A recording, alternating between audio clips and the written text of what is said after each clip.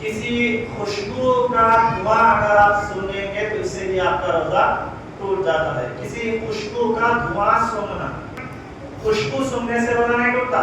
خوشبو کا دھواں سونگنے سے روزہ ٹوٹتا ہے. فرق ہے دونوں میں. آپ سمجھیں کہ عطر وغیرہ نہیں, آپ عطر لگا سکتے ہیں بالکل روزے کی حالت میں, عود ہو, عود کا عطر ہو یا کالی عود یا آم یا جو ہے اس کے علاوہ عنبر وغیرہ, جو اس کے علاوہ مارکیٹ میں جو عام عطر وغیرہ ملتے ہیں وہ آپ لگا سکتے ہیں, اس سے آپ کے روزے پر کوئی افیکٹ نہیں پڑے گا, مطلوبی نہیں ہوگا, بالکل درست ہے. لیکن خوشبو کا دھواں اگر آپ سونگ رہے ہیں تو پھر اس سے آپ کا روزہ ٹوٹ جاتا ہے. مثال کے طور پر عود ہے, عود جو ہوتا ہے وہ آپ دھواں لے رہے ہیں, بس مساجد میں بھی خوشبو کا اہتمام ہوتا ہے, تو عود ڈال کر اس کا دھواں اگر آپ لے رہے ہیں تو پھر اس سے آپ کا روزہ ٹوٹ جائے گا. اسی طرح اگربتی ہے,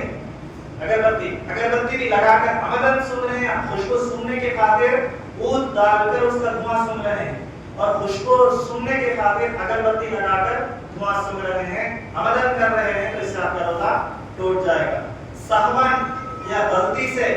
عود کا دھواں اندر آپ کے اندر چلا گیا, یا اگربتی کوئی دوسرے لگائے تھے اس کا دھواں آپ کے اندر چلا گیا. مثال کے طور پر روزے کی حالت میں بعض مسلمان جو بچے ہمارے خود نگر میں غیر مسلم لوگوں کی دکانوں میں بھی کام کرتے ہیں, جیسے مثال کے طور پر ساؤتھ انڈیا ہے کپڑوں کی دکان, چنئی شاپ ہے, اس کے علاوہ آپ کو جو ہے ACMR وغیرہ بڑے بڑے, اس کے علاوہ بھی دیگر غیر مسلموں کی دکانوں میں بھی بعض مسلمان بچے وغیرہ کام کرتے ہیں. وہ لوگ کیا کرتے ہیں, صبح جب ہوتی ہے تو ان کی جو مندر وغیرہ کی جو بھی مورتی وغیرہ دکان میں ہوتی ہے یا تصویر ہوتی ہے, وہاں پر پوجا کر کر اگربتی لگا دیتے ہیں. تو لہٰذا وہ اگربتی آپ میں لگا رہے ہیں, وہ دوسرا لگا رہا ہے اور آپ مجبور ہیں, اس کے علاوہ آپ اسے روک بھی نہیں سکتے کیونکہ آپ وہاں کے ورکر ہیں. تو پھر ایسی صورت میں آپ مجبوراً اگر اس کا دھواں آپ کی حلق کے اندر چلا گیا دکان میں پھیل کر, تو اس سے آپ کا روزہ نہیں ٹوٹتا. اسی طرح آپ مسجد میں کوئی ایک اگربتی لگایا تھا, لیکن وہ ایک اگربتی کا دھواں ہوا میں پھیل گیا, ہوا میں پھیلنے کے بعد میں اب حلق کے اندر جا رہا ہے, تب بھی اس سے روزہ نہیں ٹوٹتا. آپ جان بوجھ کر ہمارا دکان میں لگا رہے خوشبو کے خاطر, آپ مسلمان ہیں, آپ کی دکان ہے, آپ دکان کے اندر خوشبو کی خاطر آپ کو اگربتی لگا رہے ہیں, اپنے جہاں پر آپ بیٹھتے ہیں اس کے اطراف وغیرہ لگا رہے ہیں, آپ روزے کی حالت میں, اس سے آپ کا روزہ ٹوٹ جائے گا. اسی طرح بیڑی ہے, بیڑی کا دھواں سن رہے ہیں, اس سے بھی آپ کا روزہ ٹوٹ جاتا. فرق ہے دونوں میں.